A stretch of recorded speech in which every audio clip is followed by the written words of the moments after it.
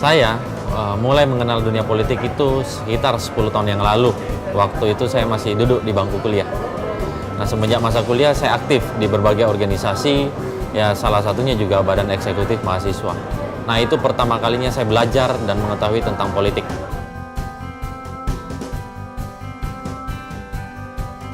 Kalau saya ditanya apa yang mendorong saya secara pribadi untuk jadi caleg, sebenarnya harus ditanya sebenarnya siapa yang mendorong saya untuk jadi caleg.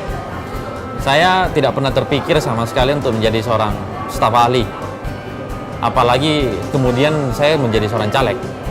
Namun saya beberapa kali terjun ke masyarakat dalam usaha untuk mengadvokasi mereka dan menghadapi beberapa masalah. Saya melihat banyak kebutuhan mereka yang sebenarnya belum terpenuhi, bahkan mereka itu ditindas. Dari situ saya berpikir, ya kalau memang saya didorong untuk menjadi caleg, ya saya akan coba untuk berjuang dan saya coba untuk maju.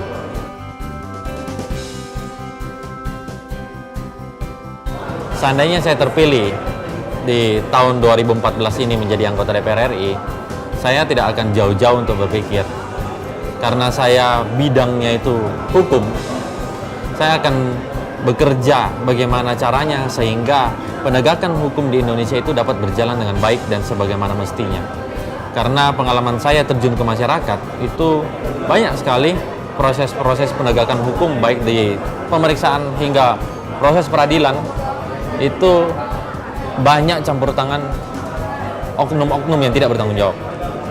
Jadi itu yang menjadi impian saya semenjak saya masih mahasiswa.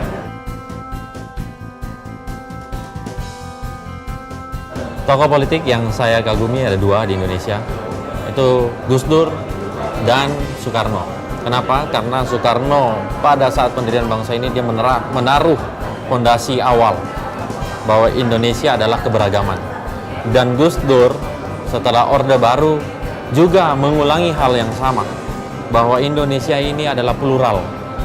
Ya, karena plural maka kita hidup di dunia yang beraneka ragam.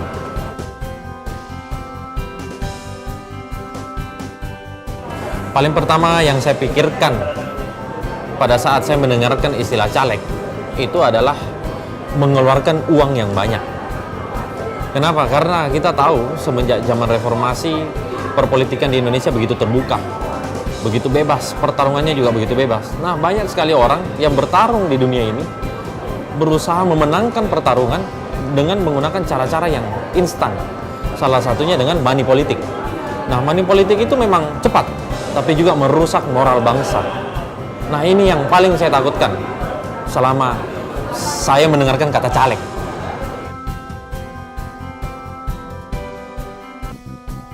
Saya akan memilih membela partai 100%. Karena perjuangan-perjuangan saya dapat saya masukkan ke dalam perjuangan partai yang 100% itu. Ya kan? Tapi kalau membela yang bayar, ya tentunya perjuangan-perjuangan saya tergadaikan.